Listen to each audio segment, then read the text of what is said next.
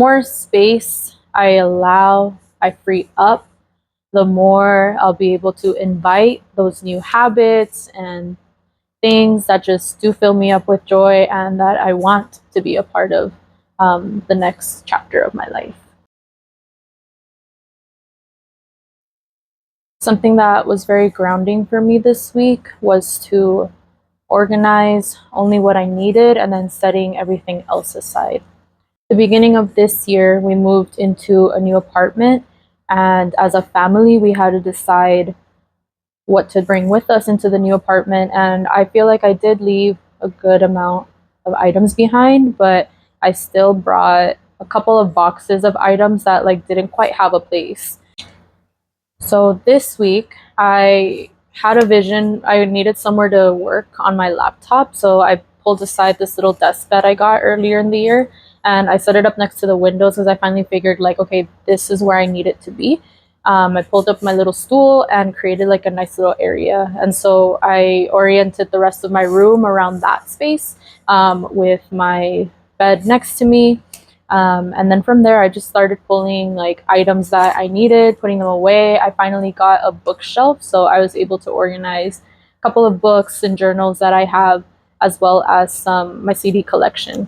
So everything else that didn't have a place, I kind of just put into a couple of boxes and set aside for me to come back to. So in the hopes that when I come back and look at them, I'll be able to throw away even more things that I don't really reach for on a daily basis. Something that I've been wanting to do for a while is look through all of my makeup. I have a lot of lipsticks mainly. I used to love this bright red color and wear it a lot back when I was in college because our school colors was this like really bright bold red. So it's actually really normal for everyone to be wearing this on their clothes or as accessories. So this used to be a go-to color for me, but I don't reach for it anymore. So I've always been very into that because I like having a nice like statement piece on my lips, but also trying to be conscious and aware of the chemicals that I'm putting on my skin. Many everyday cosmetics contain ingredients that disrupt your hormones, meaning they can interfere with the way that your body regulates growth, mood, and fertility. Research has shown that when people switch to products made without these ingredients, levels of these chemicals in the body drop quickly. And it's not just about us. The choices we make today can ripple into our children's health through genetics. What goes on our skin goes deeper than the surface. Anyways, today I am going to be throwing out my beloved lipsticks, and just really trying to reduce the amount of cosmetics that I have. My brain loves to compartmentalize, so of course I started out by sorting out 2 piles. I referenced the EWG website to get a more clear breakdown of what's in my products in the household and in stores. Here's my discard pile. The ratings weren't too bad, and honestly the worst item I found was a lotion from Bath & Body Works that had some harmful ingredients. Honorable mention for these products that came in sustainable metal tins and had clean ingredients. These products also had good ratings, and the Honest Mascara had an EWG verification, and that would be one product that I would buy again. Beauty products help you feel better about yourself, more confident in your skin, help you express yourself in a more creative way. I know I've definitely had my times where I almost felt like a different person because of the different colors and textures I was able to play with.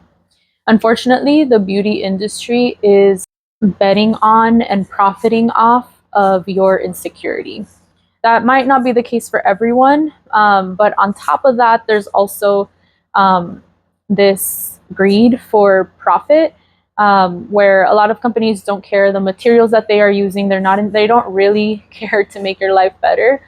They just want to create a product that is going to attract you and keep you coming back if possible. A lot of the packaging that this stuff comes in is not sustainable, not renewable, a lot of plastic, probably the most common form of packaging in the industry. If I am going to spend any of my hard-earned money, spending it on companies that actually do uphold the same values that I have, or actually care about the lasting impact of their product and are not just in it to make more money off me, um, and to pollute the environment and people.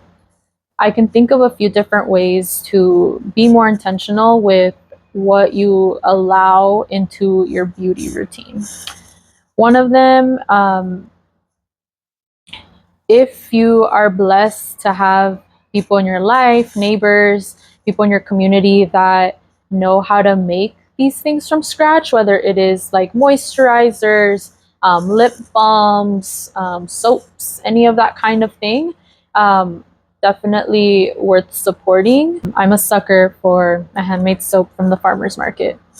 I was pleased to find that I had products in my home already that were EWG certified, and found a couple of different brands that I've been using for a couple years now that are fairly clean. I'm thinking of also making a video on the topic of navigating brands, labels, and knowing what's important when you are shopping in a retail store for these kinds of items, because decision fatigue is real and it can be very overwhelming and overstimulating to try to make those decisions when you're already in the store. But there's a lot of tools out there, and again, like mental filters that you can adopt that can help make the process a little bit smoother and help you find products that you're more comfortable bringing into your household. I'm really trying to tap into the spirit of surrendering. And this has been a big theme for me in the last couple years of my adulthood.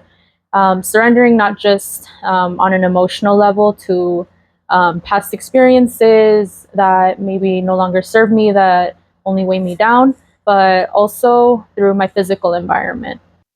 So, in this process of decluttering, there's also an orientation towards more towards an abundance mindset than to a lack mindset, where the things that I do keep in my environment are placed intentionally. They have a purpose. They either bring joy or help me in some kind of way, fill me up in some kind of way, help me take care of myself. And if it doesn't, um, having it make its way out of my space.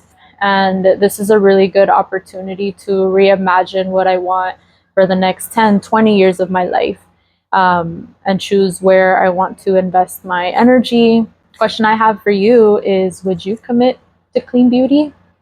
Or have you already? Any resources to share?